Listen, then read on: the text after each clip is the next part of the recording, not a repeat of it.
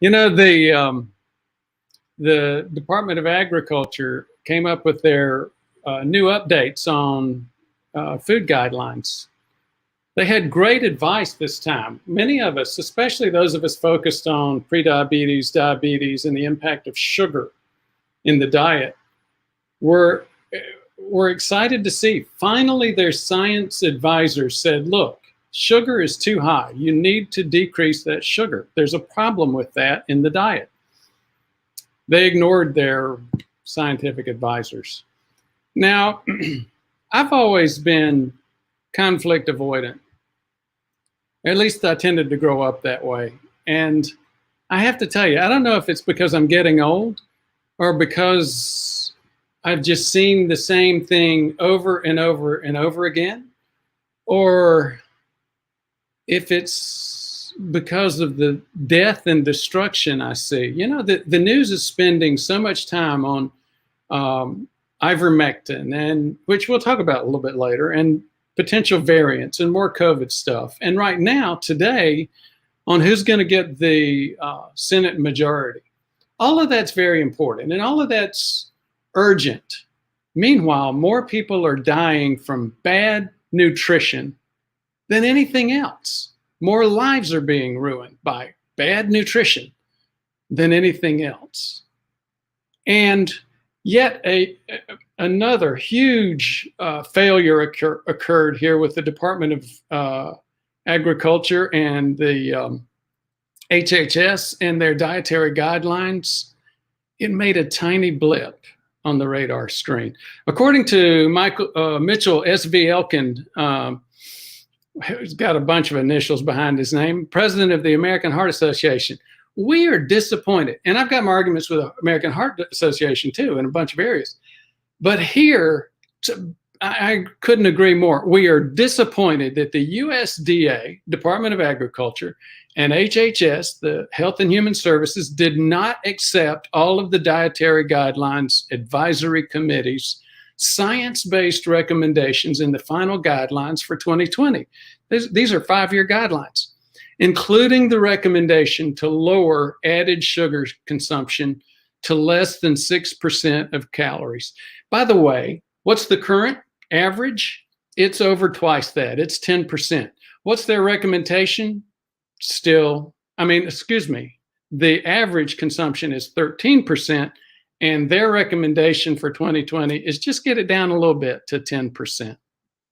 It's like, why are we continuing to destroy people's health like this and say nothing about it? So we're going to talk about that today. Before we do, again, as usual, some brief introductions to other content that we have. Obesity and COVID, toxic mix, ivermectin. By the way, I got so many comments about ivermectin. One of them is knowledge that YouTube's pulling ivermectin videos off all over the internet. A lot they're letting stay. They let ours stay. The other major comment that I got about the ivermectin video was, Doc, you don't understand. The FDA is not letting docs prescribe it. And up to and including one of the comments, I think I pinned it to the top. There's this back and forth between me and one of the viewers where we talked about that. And I said, the doctors can still prescribe this. It's called an off-label recommendation. It's totally appropriate, totally legal. There's no problem with it. Happens all day, every day. And the response I got was, Doc, I'm in New York. You don't understand. You can't do that in New York. New York's different. I'm licensed in New York. I lived in New York for about 8 years. And this past New Year's Eve, I was on the phone with a past colleague and patient. He and his whole family had gone to a family travel with his wife's family, and all of them had caught COVID. They live in New York. They called me. I said, yep, I would if it were me and my family, I would take ivermectin. He said, well, you know what? No need for the script. I already have it. I just wanted to call and find out if you would do it as well. So again, another point of another doctor there in New York prescribing ivermectin. It's happening all day, every day. I actually called in some for us because, again, my son works at a grocery store. Grocery store workers are still at significant risk for this. If you have any question about that, look it up. And we're not going to. Yes. You forgot to share your screen. Thank you for making me aware. Welcome, Doc. Pardon the tech challenges, folks. We've been having issues all day with some tech issues. I'll just leave it at that. So I called in some of our some ivermectin for us. I've called it in for other folks as well. Let me get us back to speaking of sugar, one of our more popular webinars is the Gut Sugar webinar. Basically what happens is we go ahead and set it up where you can get the tests, the definitive tests for high blood sugar, hyperglycemia, hyper, too much, glucose, emia, too much glucose in the blood. That is the thing that's underlying probably 80% of aging. It's the behind cigarettes, it's the #1 cause of cancers, which we don't usually mention. It's also the #1 cause of heart attack and stroke, which are in turn the #1 cause of death and disability. Why go on about that and why offer this? Because despite all of the importance of this, the medical system doesn't understand that. The typical primary care doctor does not understand prediabetes. There's plenty of information indicating that's the case. So our team has developed a way to decrease our price on it, get you the labs you need to find out, do you have a problem? So you don't have to stop seeing your own doc, but you do need to make sure that this critical piece of your health is being checked effectively. I am going to skip over the rest of our content. One comment: the podcasts are continuing to get more and more popular. More downloads are happening with those. You can get them now on Google Podcasts. Search for PrevMed, Stitcher, search for PrevMed, or Breaker, search for PrevMed. So we're going to go into the program. Well, actually, we got one more thing about COVID before we go into the program. I wanted to make sure that we covered at least one slide on this issue. Didn't put vaccinations in the topic because when we do, we tend to get a lot of anti-vaxxers dogpiling the program and putting in a lot of comments trying to push our content out. There's some very interesting information coming up about the vaccines. It has to do with 1 dose versus 2, or when you time that second dose. We typically, in most vaccination programs, you tend to have a booster shot. It helps in terms of longevity of the immune response. One thing that many people have begun to think about is, you know what, is that critical to management of the pandemic? And let's just talk for a minute about it. You typically, with these 2-dose vaccine schedules, tend to get some significant immune response from the very first dose. So if that's the case, and our rate limiting step is getting that vaccine into people's arms, manufactured out there and into people's arms, can we delay that second one? There's a lot of evidence that would suggest that we can. So this comes from this article. It was in New York Times. Can we do twice as many vaccinations as we thought? Both Pfizer and Moderna vaccines are supposed to be administered in 2 doses. They were constructed that way. There's plenty of evidence, though, that even a single dose may provide significant levels of protection against COVID-19. Now, if this were true, it would let us vaccinate up to twice the number of people, not just in the US, but in countries where vaccine shortages take years to resolve.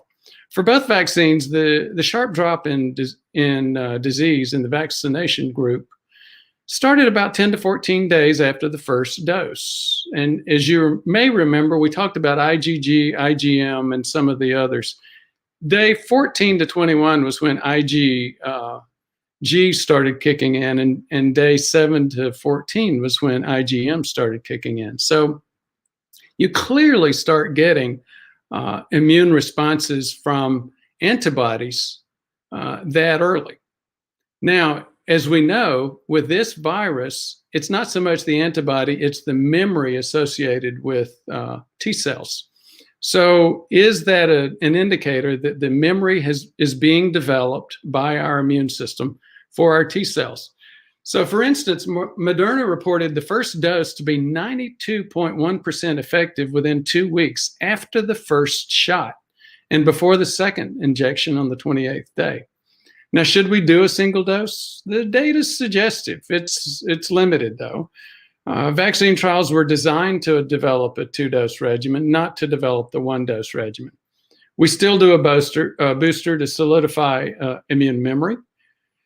A single dose could protect against disease, but we don't know how long it will protect against disease and at what level. What we know about the immune system in phase 1 and phase 2 data suggests older people's immune systems do not respond as strongly. So we may want to think about doing 2 doses for the older populations and 1 dose for the younger populations until we can catch up. If we start examining the effectiveness of a single dose now and get the data to support it, we can go forward with it as quickly as possible. So that's it for for COVID. And we'll go into the program for today.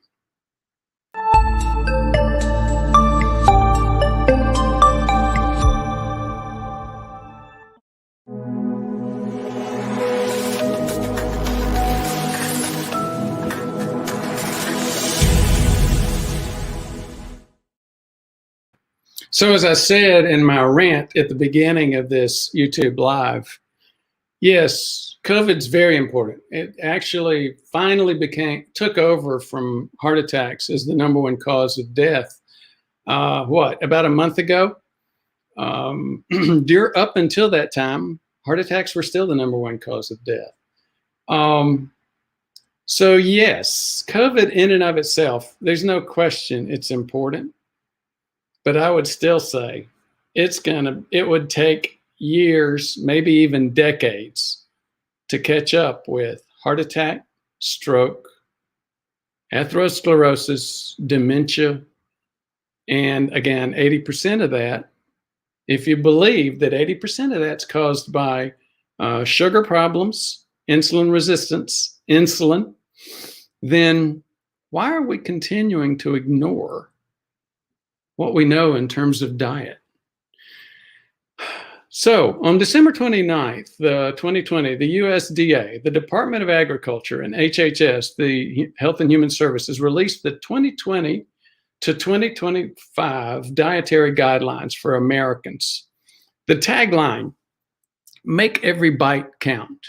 I wish they'd spend less time on taglines and more time on listening to their scientific advisors. This is updated every 5 years. The latest DGA arrived 10 months into the COVID-19 pandemic, a time when many may have dodged the coronavirus, but are drinking more and gaining weight and getting to that COVID-15 that many people have dubbed 15 pounds increased weight. Like earlier guidelines, the new DGA emphasized the importance of adopting a healthy diet that's rich in fruits, vegetables, and legumes. Again, you need to you need to eat to the glucometer. Some fruits you need, like apple juice. This doesn't mean you should be drinking apple juice and orange juice for breakfast every day. It also includes whole grains. And you know what? a lot of people interpret that as meaning, okay, I'll take whole grain bread. Have you ever looked at the glycemic index for whole grain bread? Lower non-fat dairy, seafood, nuts, unsaturated vegetable oils, low in red processed meats, sugar sweetened foods, beverages, refined grains. It's added in the new DGA are recommendations for pregnant and breastfeeding women, infants and toddlers, sodium intake, and saturated fats. The new DGA retained previous recommendations for added sugars per day, still less than 10% of calories, and alcohol intake per day, 2 drinks or less for men and 1 or less for women. Every DGA impacts Americans' eating habits. You could say, well, you know what? Those guys are a bunch of politicians. Why don't we just ignore them? On a personal basis, yes, you can and you should. But here's the problem. It's not just us as individuals. It impacts the eating habits of our country and the world. It influences food stamp policies, school lunch menus. Indirectly, it affects how food manufacturers formulate their products. The latest DGA does not address the current pandemic nor new scientific consensus. The new DGA was based on a scientific report made by a 20-person DGA committee. One suggestion that's praised by American Heart Association is the advice to reduce sugar intake. Still, the experts noted that the exclusion of important recommendations like drastically reducing the intake of added sugars from less than 10% to less than 6% of calories. According to Mitchell Elkin, as we read earlier, we're disappointed that this is the president of the American Heart Association. We're disappointed that the USDA and HHS did not accept all of the Dietary Guidelines Advisory Committee's science-based recommendations in the final guidelines for 2020, including the recommendation to lower added sugar consumption to less than 6% of calories. Added sugars can include refined fruit juices like that morning glass of orange juice, corn syrup, other added refined sugars. Sugary drinks are the largest single source of added sugars in the U.S. diet. Sugary drinks contain excessive calories and no additional nutrients. Added sugars contribute to obesity, weight gain, type 2 diabetes, and cardiovascular disease in the U.S., all underlying conditions that contribute to a higher likelihood of developing severe COVID. Most Americans exceed even the 10% benchmark, and in fact, the average is 13% of daily calories in added sugar. So again, I'm going to skip over the basic recommendations, conditions, statistics. You know them. We push them on a regular basis. The Dietary Guidelines Advisory Committee also called for limiting daily alcohol. Now, I haven't mentioned that yet. To 1 drink a day for both men and women. The advisory group cited a growing body of evidence that consuming higher amounts of alcohol is associated with an increased risk in death. But the new DGA ignored the recommendation, maintaining the previous guidance of 2 drinks per day for men. Nonetheless, the new guidelines did clarify that the limits apply to those days when alcohol is consumed. This may suggest that many American men could binge drink a couple of days a week, so long as they do not exceed 14 drinks over the course of the week. So we're going to just review this video from Fox. New dietary guidelines released this morning by the Agriculture Department and Department of Health and Human Services. These guidelines do not include cuts to alcohol and sugar intake that were recommended by a panel of experts earlier this year. The panel recommended adults cut the limit for added sugars in their diet from 10% down to 6%, citing rising rates of obesity and other health problems. The panel also wanted men to lower their limit for alcoholic beverages to 1 drink per day. The federal agencies in charge of the guidelines say the recommendations did not include enough evidence to support making the change. But the new guidelines do include the committee's recommendation that children under 2 don't have any added sugars at all. Federal dietary guidelines are updated every 5 years. They help to shape school lunch programs, state and local health promotions, and to help food companies know what to produce.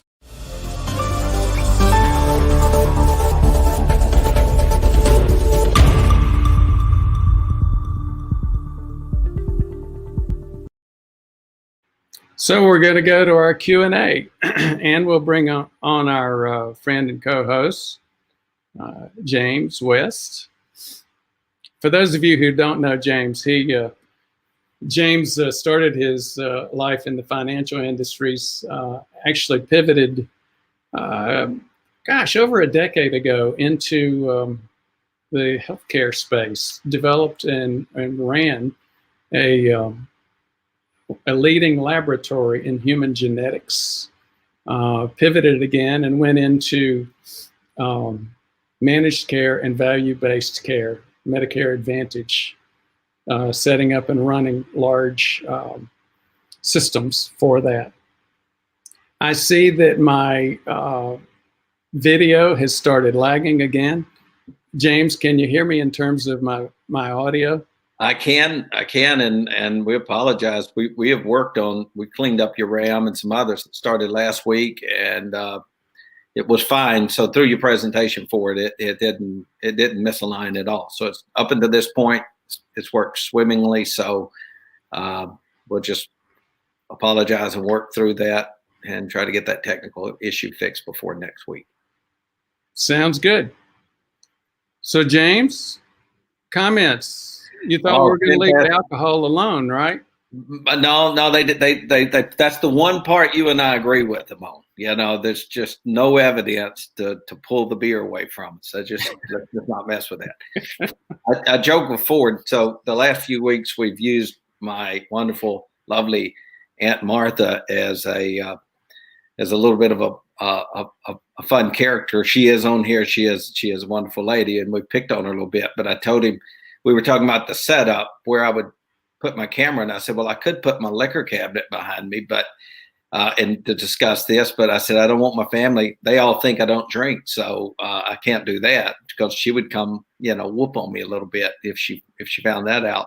I don't believe my mother in her adult life ever consumed a single drop of alcohol. At least that's the story. I'm sticking with it. But no, it was a great presentation, Ford. It is something you and I have talked about a great deal, and I'm excited to discuss it through the Q&As. I'll add a little commentary. So why was it?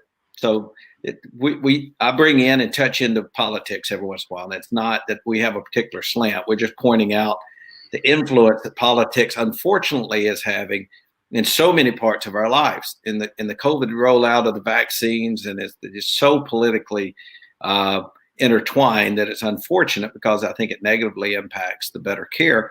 Well, this is certainly an area that is completely influenced by the politics. So the current head of the USDA, of course, is a former executive of a large food company.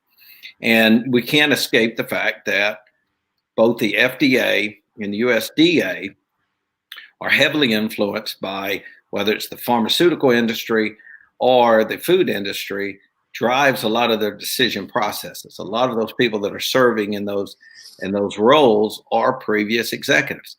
If you look at the Fortune 100, the 100 S&P 100, the 100 largest corporations in the United States, 10% of them are food or beverage corporations. So 10% of our economy is being driven to a large extent by adding sugar and salt to our foods. I mean, that's the key. The packaged food industry, the drink industry, the restaurant industry, all of those are heavily, the grocery store industry, are all heavily influenced by the addition of sugar into the diet.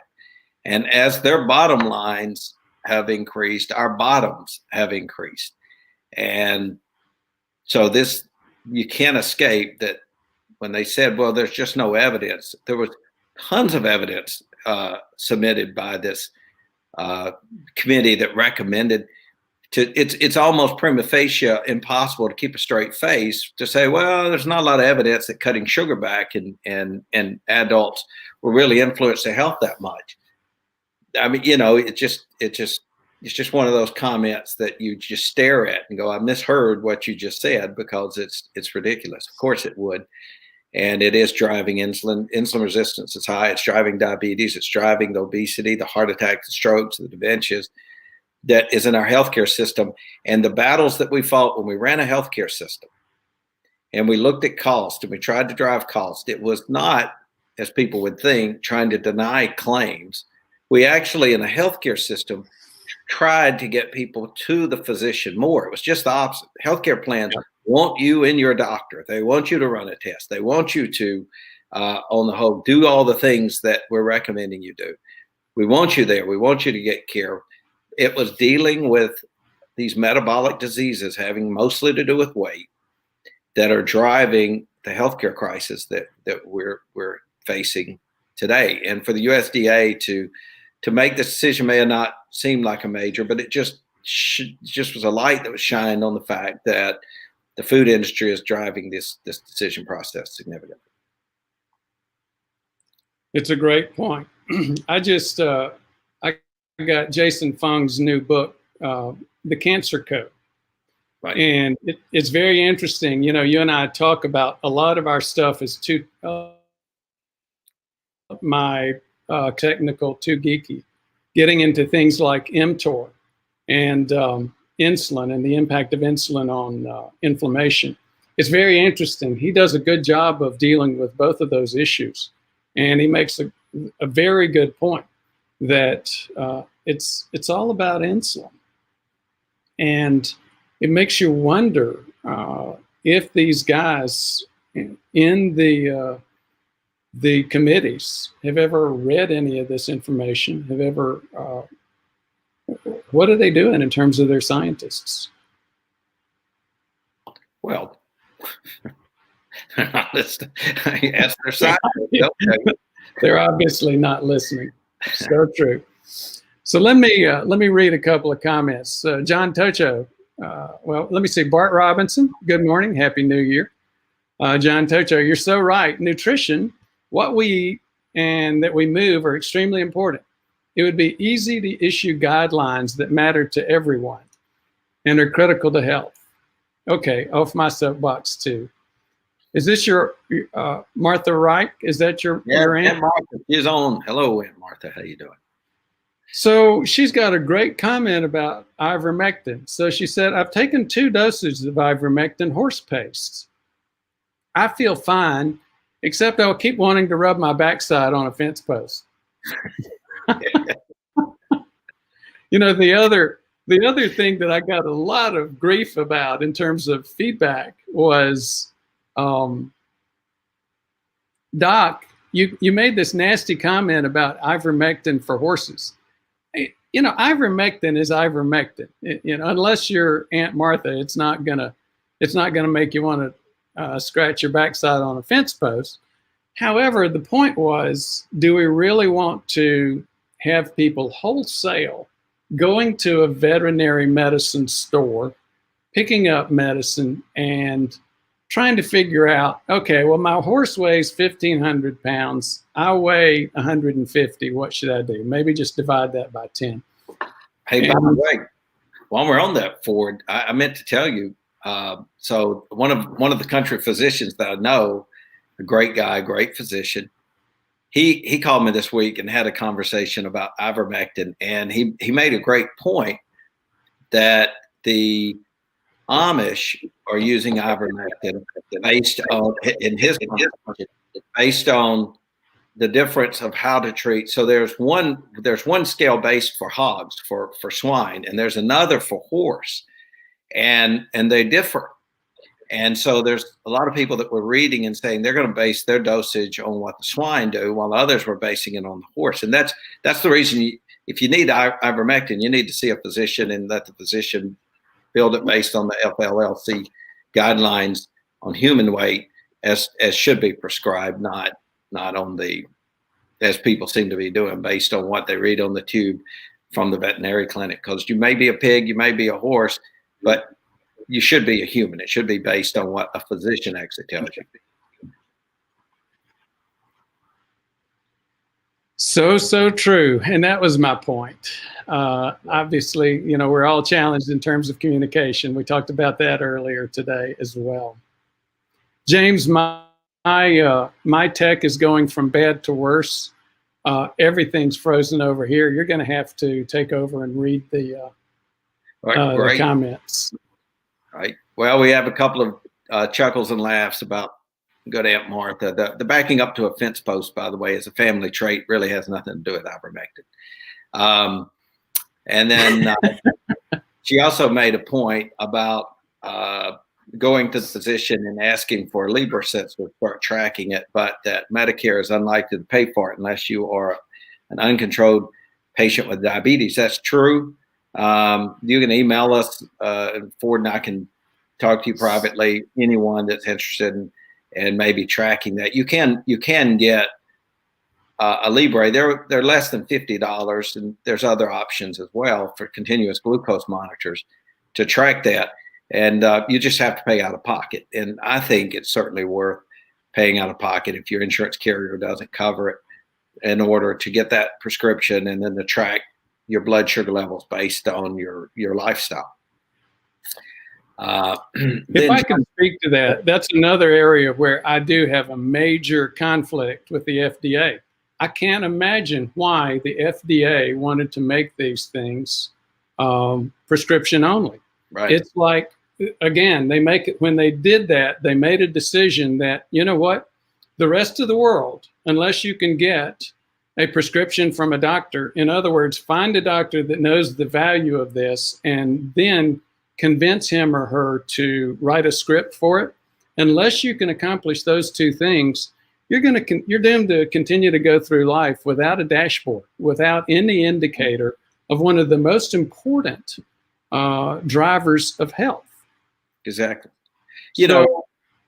As you said, we've set up a program. I've had that program for a little over a year, to where I personally have licensure in over 40 states, and I feel strongly that you should be able to get access to this. Like you said, a lot of people say, well, I want to put it on my insurance. The insurance companies have made the same error that FDA has done, or made the same decision. Obviously, I think it's an error. That this is just for people with very, very significant insulin-dependent diabetes. Again, you're going to have to pay for it. But with the advent of the new Freestyle Libre, like James said, this is it's anywhere from $35 to $70 for 2 weeks of continuous glucose monitoring. Thank you, James, for letting me go on my rant on that issue. Last I checked, it is your show. Okay. One of the points about that is to look at a blood pressure device. The FDA, general healthcare, doesn't question that you can wear a blood pressure device and you can continue to monitor your blood pressure in order to maintain a better health. So it falls under the same area of self-care. And it makes no sense. Of course, a lot of these decisions, we know that's a whole nother conversation about what drives these decisions that are made, that are picking the winners and losers for the FDA and the USDA. John Tocho made a great comment. He made it just prior to you making the exact point. So it was, why not just use one shot for those? This is going back to the vaccine point you made. Use one shot of the Moderna for low risk. Bad disease outcomes, such as people under 50 with no pre-existing health conditions. He made that, and then almost within a minute, you made the exact same point forward that says we might want to consider, reviewing whether or not people like myself or others who are in good health, who are younger, significantly younger than you are, Ford, if we shouldn't just get the first dose in order to roll that a little more quickly, because it remind me if I'm correct, as I read the Moderna, it's critical that the second dose, one of them 3 weeks, one of them's 4 weeks. The Pfizer, I think, is 3, and Moderna's 4. But you have to do it within a 3 to 4 day window of when that timing comes up. So you not only have to have a second dose and arrange doing that, but you have to do it within a very specific window. Well, you bring up a really good point, and everybody thinks that those recommendations are built upon evidence. They're not. They're built upon, unless you consider evidence of that's the way we always did it. Right. And we found that tended to maximize things when we were using vaccine schedules in the past. Well, vaccine schedules in the past assumed you did not have a shortage of the vaccine. They assumed that there was no pandemic of a killer disease going around, burning up this country as well as the rest of the world. You know, those patterns that they built the two-step recommendation on are built on a very, very different environment than the current situation. Right, exactly. To that point, we're seeing that there's a priority. People have asked questions about the priority of healthcare workers, age of individuals. Is that opportunity turns the window? It's already short. When we start rolling back into that 3 or 4 week window, I think we're going to see we're already seeing difficulty getting it out. I think we're going to see a lot of that. So, you know, if you can get the first one of the things you might want to discuss is these over-the-counter. You can now get these FDA-approved rapid antibody tests.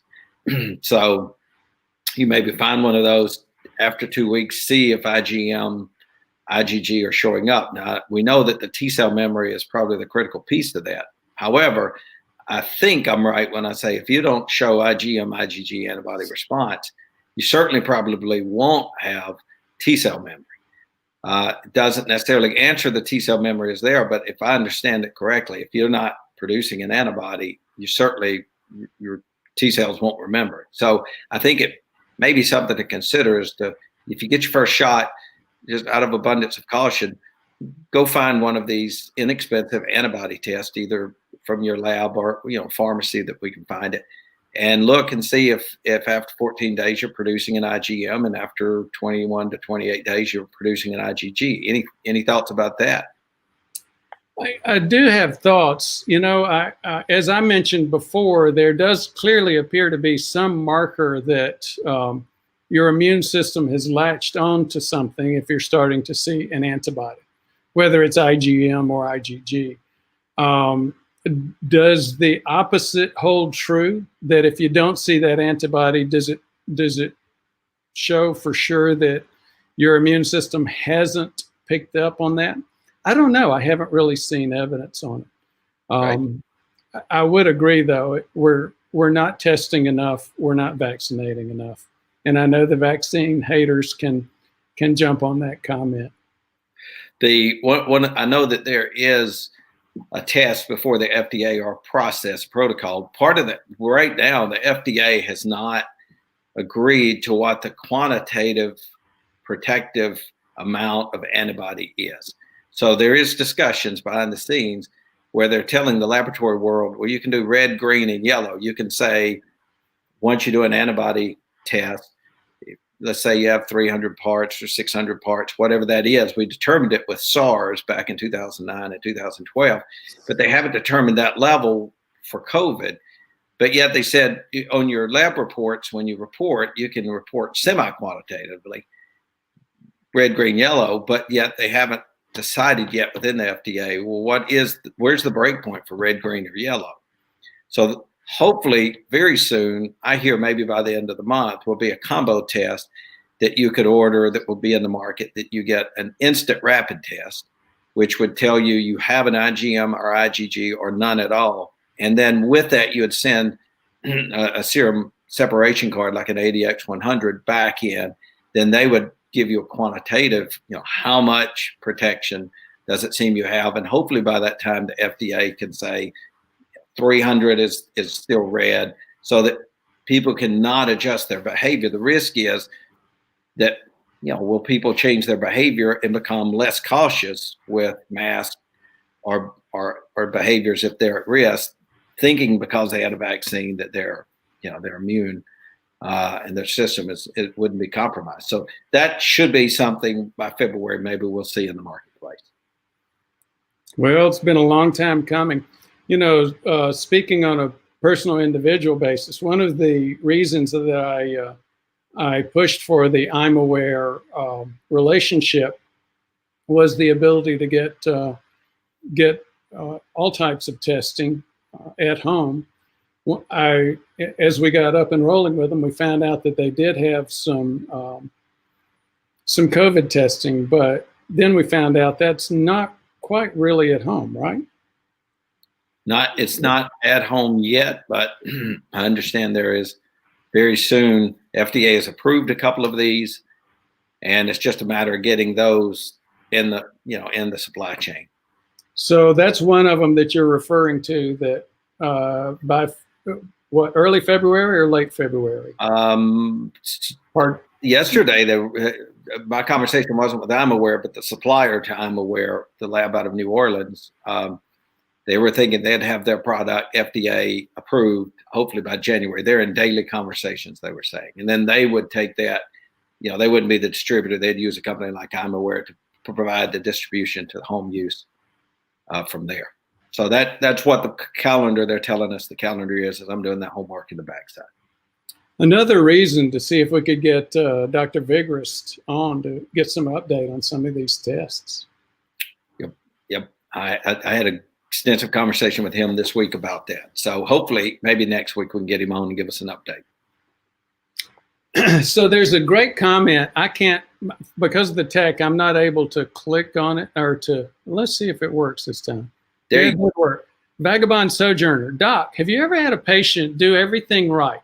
Diet, exercise, sleep Crestor Med, supplements, and still have CVD progression?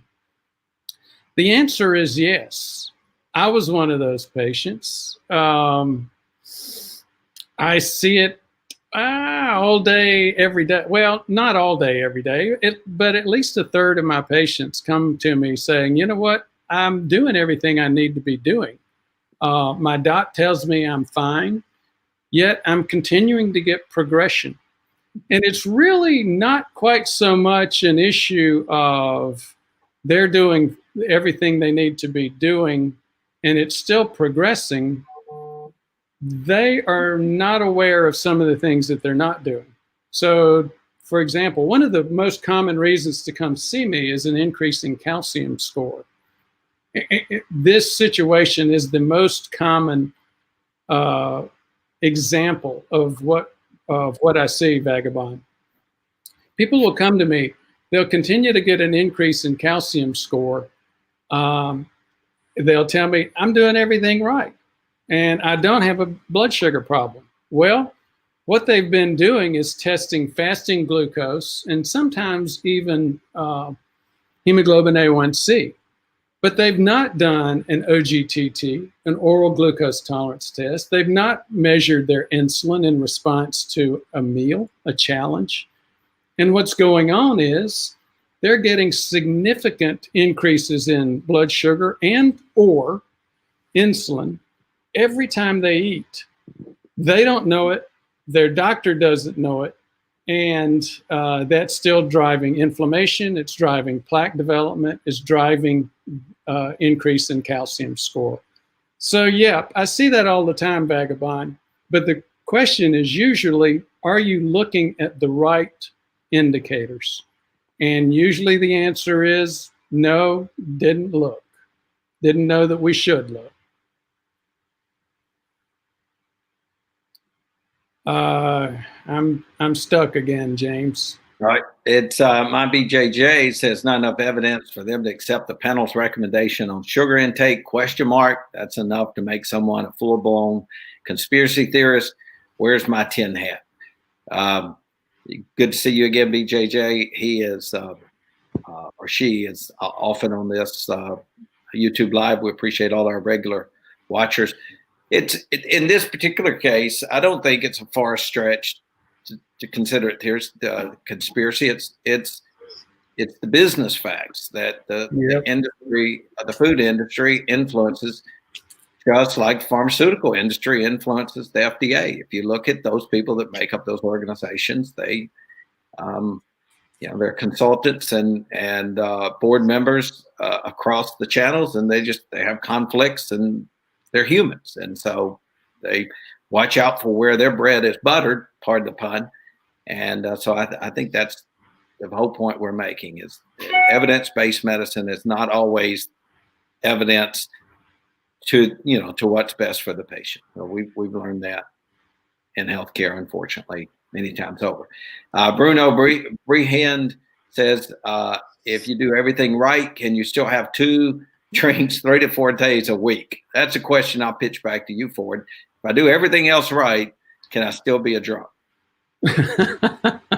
Well, you can have 14 drinks a week. That's what they said. There are 2 things about it. What you're asking, I don't know if you're asking me what I think is healthy or what that committee thinks is healthy. I think we've already covered what the committee thinks is healthy and what their science advisory board thinks is healthy.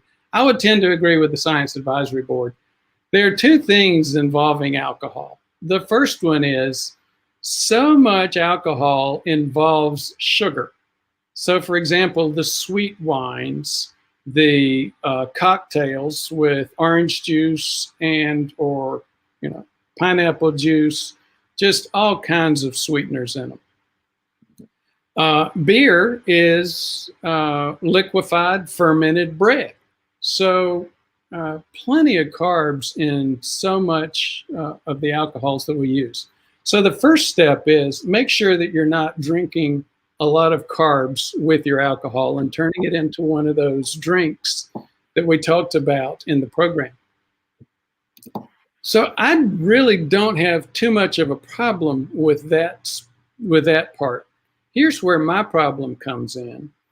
After my second, and sometimes after my first, sometimes after half a glass of dry wine, I lose my inhibition and my portion control just flies out the window, and there I go. It's, I can still keep the carbs down, but I eat and I eat and I eat. And then off my inhibition about keeping carbs down to that point, I actually will start adding desserts and French fries and breads and you name it. So those are the 2 big issues with alcohol. I'm chuckling forward because I've eaten dinner with you. So we're all human. That's why I always put the caveat on there. We are human beings. We are imperfect people. We know often what is the best, right thing to do. And while at other times, we don't live up to the standards we set for ourselves. Ford, I can tell the audience does a pretty good job, very disciplined.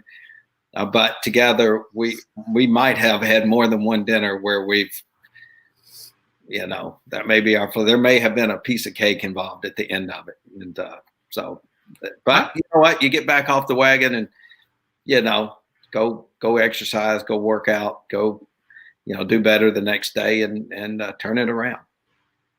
I have shared with the group that I've got have had a major sweets addiction my whole life. And that's a challenge. Once you get a little bit loose with alcohol, and if you're keeping your weight down into the 20, 21 area, it doesn't take much alcohol to disinhibit. And then you go with the other addictions, the sugar addiction, and just start piling it on. Right. I see Dr. McCord is here. Wishing you a happy new year. Looking forward to a post-pandemic 2021. Broken, outdated agricultural policies give us subsidized commodity crops like corn, which has driven insulin resistance. no question. Thank you so much, Dr. McCord. Dr. McCord is in northern Kentucky near Cincinnati. And we are, as we continue to work on our programs, we're currently in we're moving slowly, Dr. McCord. I apologize for that. I've been meaning to give you a call, but we're still working on methods for increasing our ability to see more patients and include folks like Dr. McCord, David, some of the other folks that you know, James. Mm-hmm. My BJJ, and James, that stands for Brazilian Jiu-Jitsu. Right. So I'm being, well, I don't know if it's male or female either.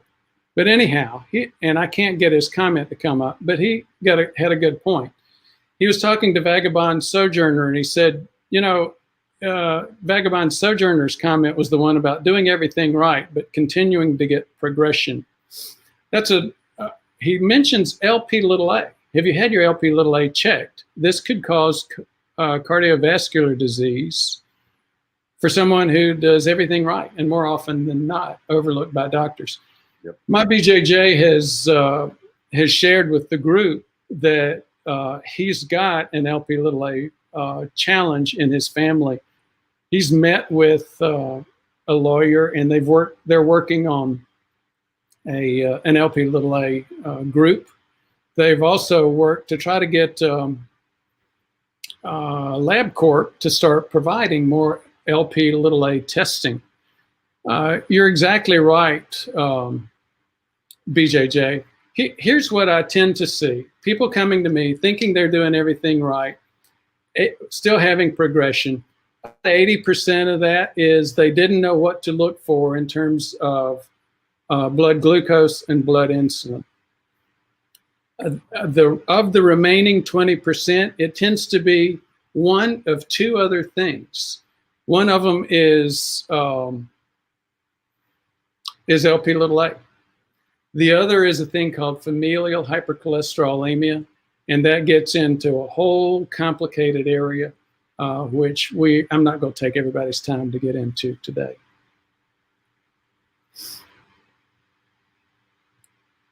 So that's it for me and LP(a), James, and I'm stuck again. I can't pull up any other comments. Well, great. Well, my BJJ made a follow-up comment that was pretty good back to Sojourner that says high SDLDL typically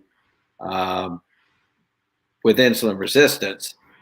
Dr. Ron Krause has indicated that those with high LP(a) and high SDLDL are having MI in their 40s and 50s. Have you observed this also, Dr. Brewer? And you just made comments about that yes, that you have.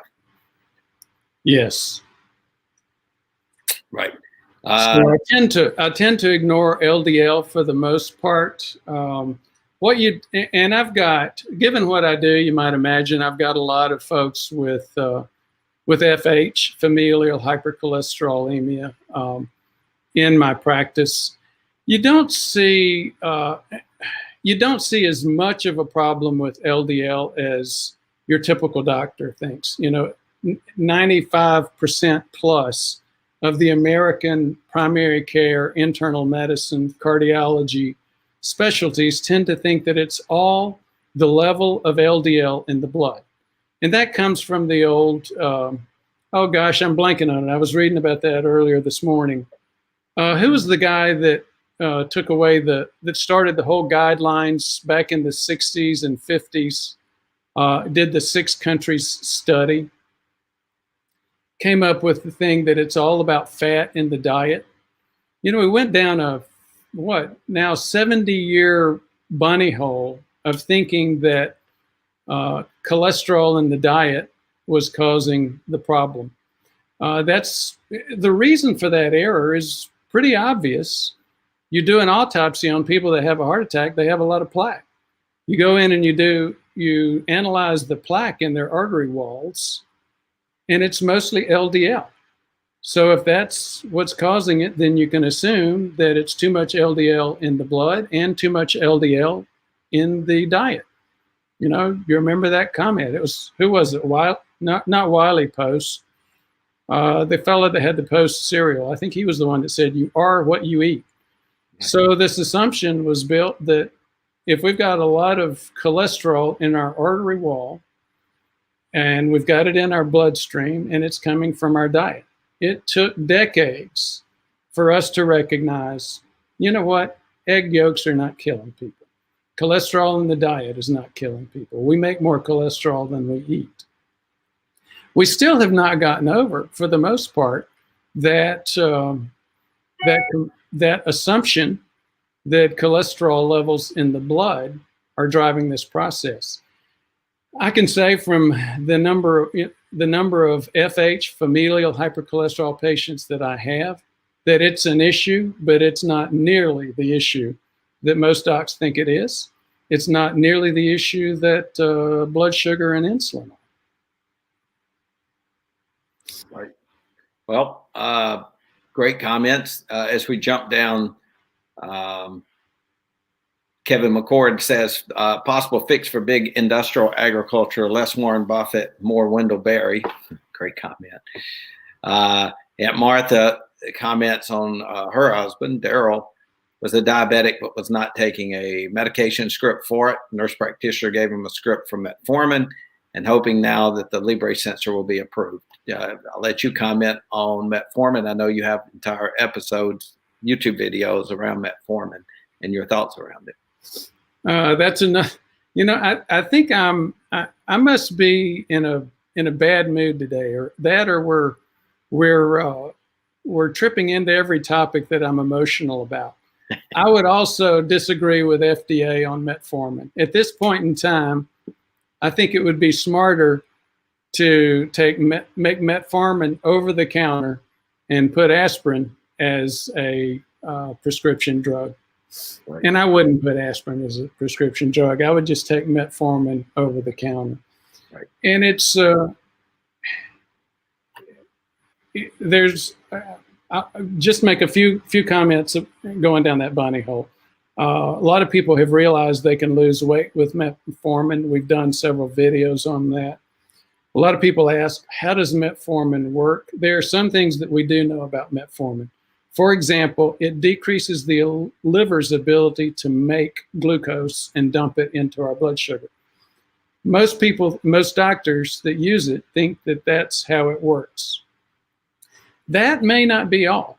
Those of us who have put people on metformin, those of us who have taken metformin, may have noticed, about 1 in 5 will start having a little bit of gas, maybe some diarrhea. Metformin clearly does change our gut biome. Meanwhile, there's a lot of stuff going on regarding gut biome, and especially with diabetes and prediabetes. The gut biome of a person who has diabetes and prediabetes is very, very different.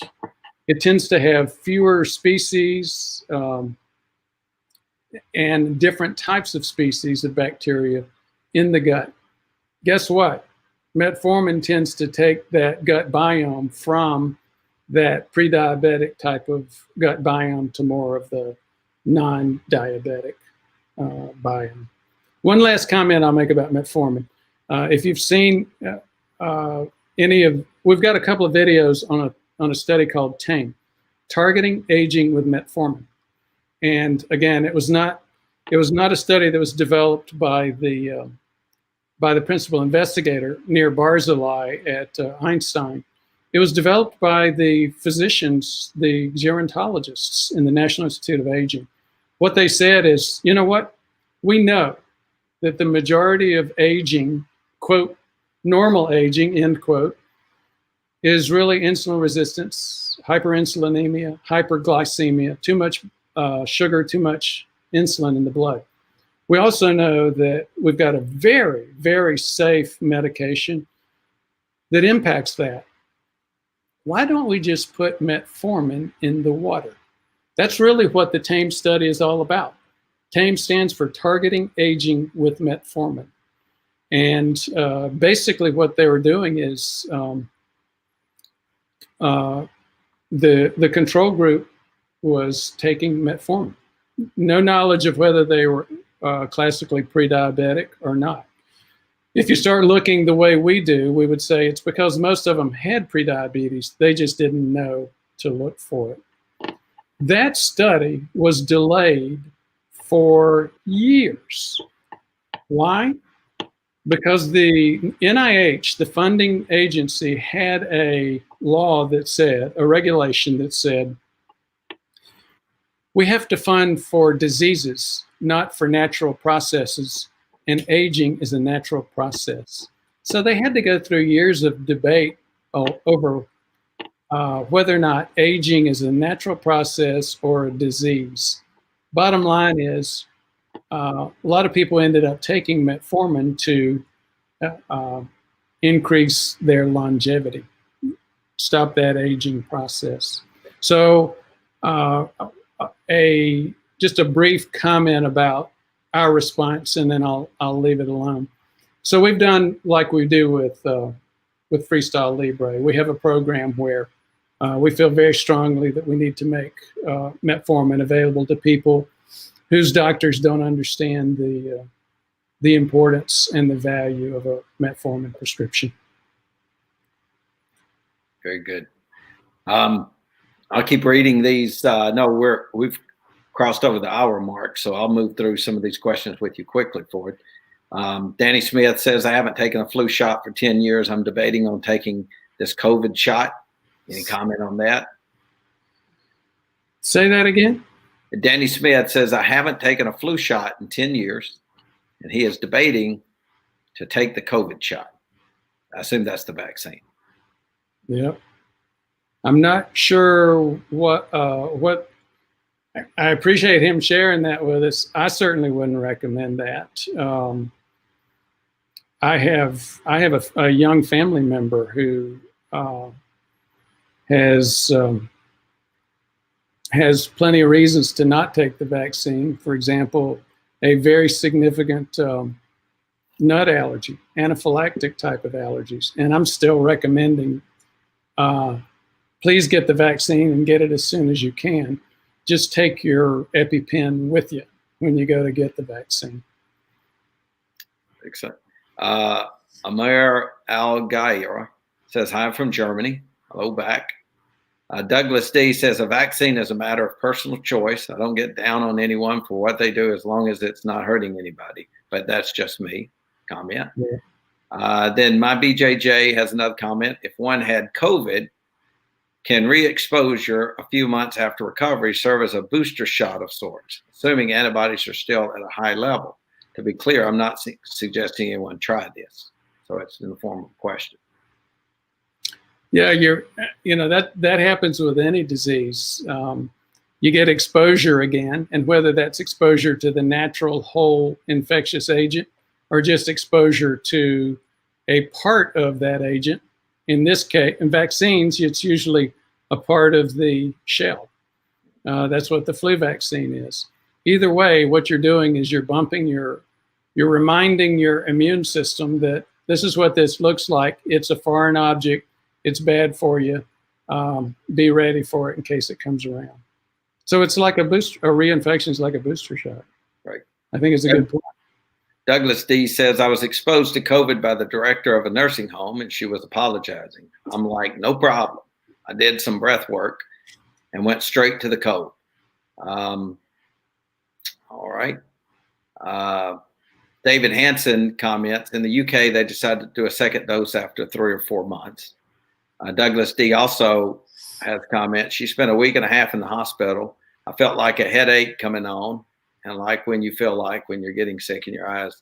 And that was it. Nobody else around me got sick either. That's all from Douglas. Going back to the chain earlier. James Osborne asks, can I still be a drunk? To our comments, if you can be a drunk for under 14 drinks a week, then the USDA says yes. Forward. Any comment? No comment. That's what the USDA. Yeah, that's what USDA said. So that tells me shots are in, glasses of wine are out. There's no there's no slow getting drunk here. If you can do 14, I suspect with shots that'll work. I have to tell you a quick anecdotal story. I went to Mexico one time with a corporate group, and the corporate attorney was the spokesman for this whole group, and they were giving away this high-end white añejo with a shot glass to all these people. And he got up and he said, this stuff is great, to the whole group. He said, this was in the evening at dinner. He said, I've had 5 or 6 or 7 shots of this. And he was serious. He said, I have no impact on me at all. Well, the next morning, as we all gathered for the next day's meeting, he got up. He looked like he had been run over by a truck. And he says, I'm here to report that the effects of shots have a delayed reaction. I am feeling it this morning instead of the night before. So it's a great point. So, then we're getting a lot of comments in on alcohol. Bruno Burrand, excuse me for mispronouncing a name, says, phew, I'm mostly bourbon, some gin and tonic with diet tonic, only a bit of wine. I've been a zone guy since 1996.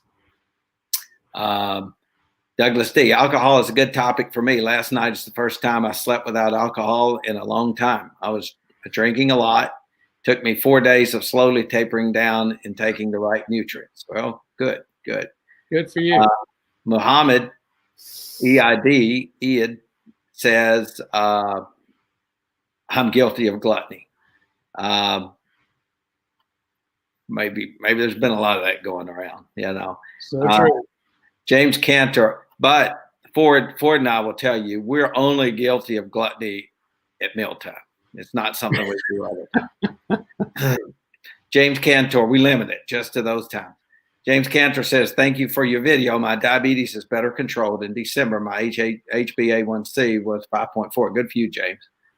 John Tokro says, smash the like button. In fact, that's a great point. I wish everyone would go in. If you don't like it, fine, comment. Put you don't do the thumbs down button, thumbs up button. We'd like to have either one of them. And if you do that now, that'd be great. Vagabond Sojourner says Ansel Keys. That was, of course, the person that came up with the food pyramid. Thank you for looking that up. We have a smart audience. People are on top of this. We do. It's interesting. I have to make this comment about Ansel Keys. Everybody wants to blame everything on Ansel Keys. And from my perspective, from what I read about him, I think that's okay, because I think he tended to be a mean person, just from what I read. However, I don't think we can blame that on Ansel Keys alone. I think that, again, you go in and you look, and plaque is made up mostly of LDL. I think had that not been the case, Ansel Keys could not have gotten away with what he got away with. And I think there were a lot of people that just followed like sheep. Well, there's a book, remind me, I'm going to do this to you. I forget, but there's a book that was how the sugar industry shifted the blame to fat. Yes, there's an article about that too. Yeah, and that obviously happened. They saw the opportunity. They said, "Good, let's blame everything on fat." And so we've been there for a number of years. Dr. McCord, another alcohol comment. Dr. McCord said, "Are you saying that after a couple of beers you lose all impulse control and start craving sweet tea and biscuits?" No, he starts eating sweet tea and biscuits, not craving. He goes straight to the abuse. I've actually done that. So, but more often what I'll do is I'll behave and I'll have a glass of white wine or dry wine, red or white. None of this sweet stuff. I used to love the sweet wine because, like I said, I'm a sugar addict. And it's like the alcohol guys. It's not that I used to be a sugar addict. I am a sugar addict. And if I could fall off and do fall off the wagon on a regular basis. But even if I keep the carbs out of my alcohol, even if I stay away from beer, a glass of dry wine on an empty stomach, and I can head straight for that sweet tea and biscuits. You're exactly right. And jam. Strawberry or grape? Both. Actually, strawberry. It's America. You don't have to choose one or the other. You don't even have to be hungry to eat. It's America, you know. Bruce Barron says, I'm signed up for Got Sugar. I'm glad to hear that, Bruce. It's very, it is a key missing link for most of the people that we deal with. Vagabond Sojourner has a great question. Which is the priority, metformin or berberine? You know, there is a reason why the FDA tends to put some things on, why some things become a medication, others become a supplement and remain over the counter. It tends to be that the prescription solutions, the prescription medications tend to be more powerful. And you tend to see that over and over and over again. And I will tell you that with metformin versus berberine. I do use both of them. I use both of them a lot with patients. Metformin has a bigger impact.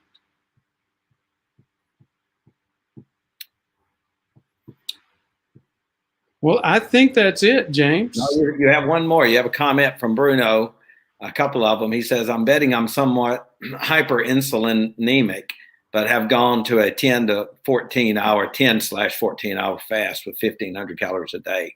I'm a faster as well. I do 16 to 18. And that made a big change in my life. I can tell you that really did.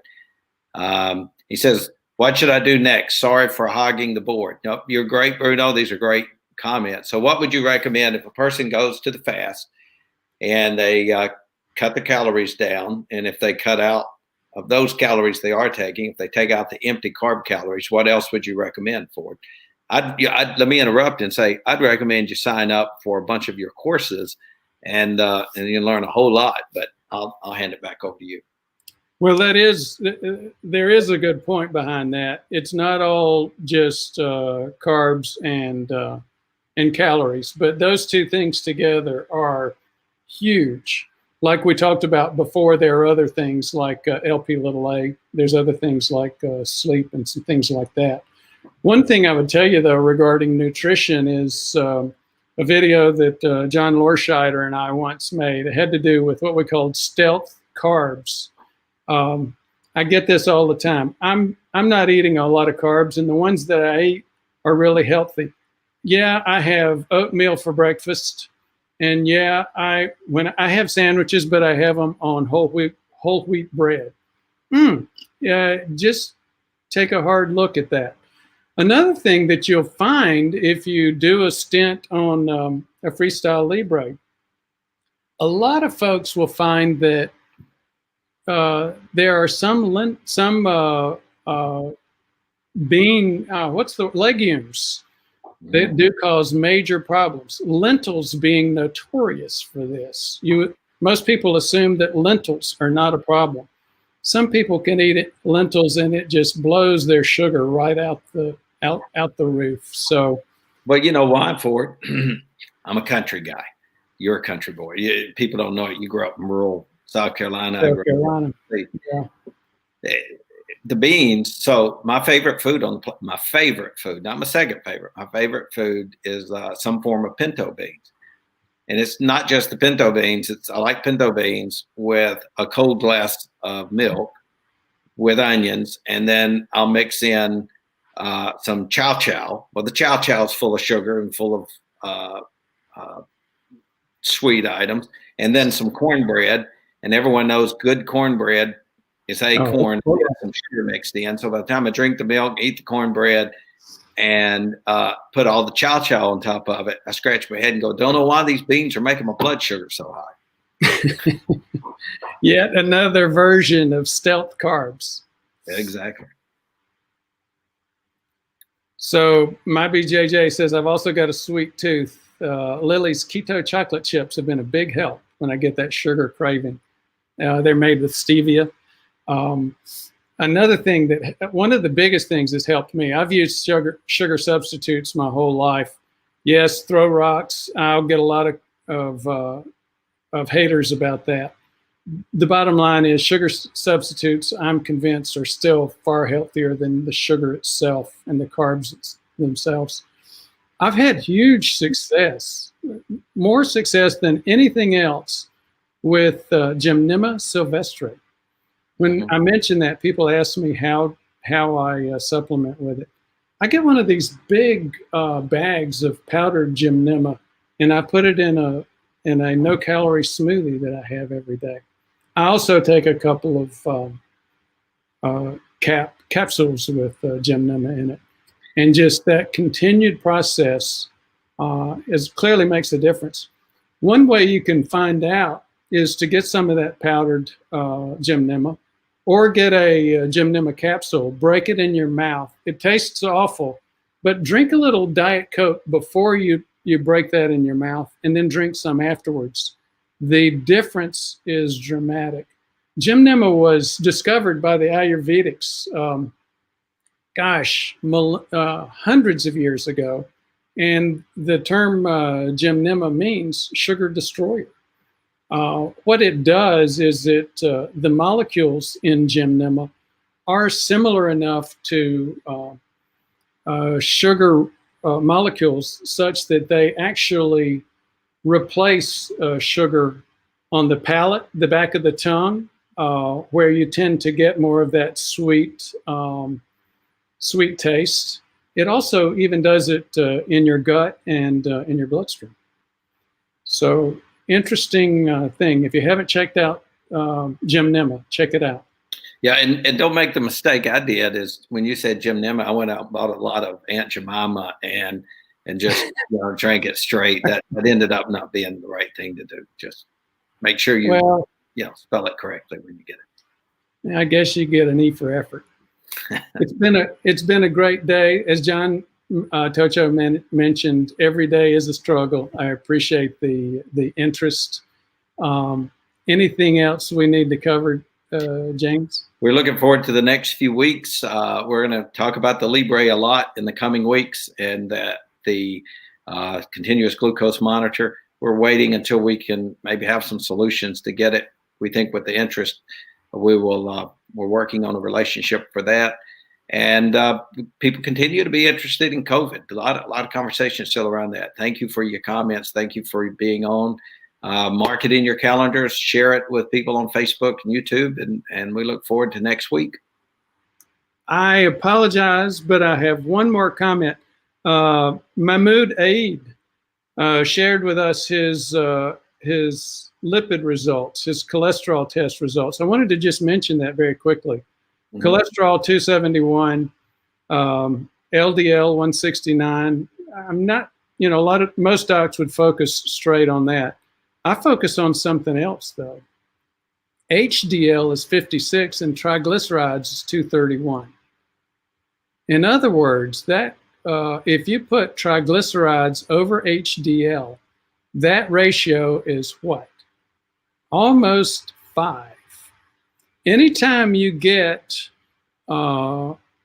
start getting to 1.5 and especially 2 and especially above that, you really need to start looking at your carbohydrate metabolism. We've done a few YouTube live videos on it where we described exactly how that happens. Mahmoud, I would strongly suggest that you take a hard look at your, maybe get a OGTT and an insulin survey.